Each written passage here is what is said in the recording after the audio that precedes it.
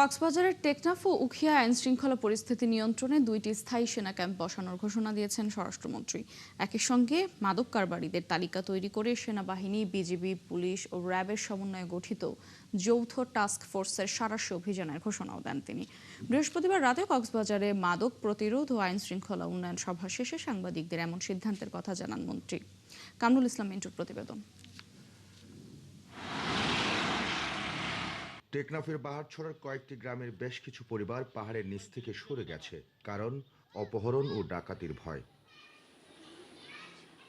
হোয়াইকং, খারাঙ্কালী, মিনাবাজার, রঙ্গিখালী, আলীখালী, জাদিমোড়া সহ টেকনাফ ও উখিয়ায় অপহরণ বেড়েছে অনেক গুণ। পরিস্থিতি যখন ভয়াবহ, তখন স্বরাষ্ট্রমন্ত্রী সালাউদ্দিন আহমদ দিলেন স্বস্তির খবর। টেকনাফে অপহরণ প্রবণ এলাকায় 2টি সেনা ক্যাম্প স্থাপনের সিদ্ধান্ত নেওয়া হচ্ছে।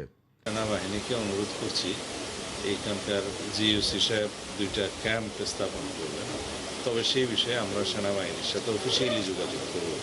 তাতে করে সবার পরামর্শ এসছে যে এই অপহরণের বিষয়টি হয়তো এখন যে উদ্বেগজনক হারে বেড়েছে সেটা বন্ধ হতে পারে।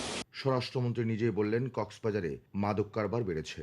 সেনাবাহিনী, পুলিশ, র্যাব, বিজিবি, কোস্টগার্ড, মাদক দ্রব্য নিয়ন্ত্রণ অধিদপ্তর সহ অন্যান্য আইনশৃঙ্খলা বাহিনী নিয়ে গঠিত টাস্ক ফোর্স মাদক কারবারিদের তালিকা তৈরি করছে।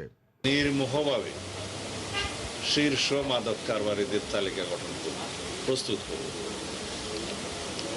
মাদক চোরা কারবারি, মাদক ব্যবসায়ী যারা মূলভূতা, তাদের একটা নির্মোহ তালিকা, সেই টাস্ক ফোর্স কমিটি সেটা তার উপর ভিত্তি করে আমরা পরবর্তী কার্যক্রম গ্রহণ করব। বৃহস্পতিবার রাতে কক্সবাজার সার্কিট হাউসের সম্মেলন কক্ষে আয়োজিত মাদক প্রতিরোধ ও আইনশৃঙ্খলা উন্নয়ন সভায় গৃহীত সিদ্ধান্তের বিষয় সাংবাদিকদের কাছে তুলে ধরেন স্বরাষ্ট্রমন্ত্রী সালাউদ্দিন আহমদ। এছাড়া রোহিঙ্গা ক্যাম্পে নিরাপত্তা জোরদারে ক্লোজ সার্কিট ক্যামেরা স্থাপন এবং উখিয়া টেকনাফে চলাচলকারী নৌযান নিবন্ধনের আওতায় আনার সিদ্ধান্ত হয়েছে বলেও জানান স্বরাষ্ট্রমন্ত্রী। কামরুল ইসলাম মিন্টু, ৭১, কক্সবাজার।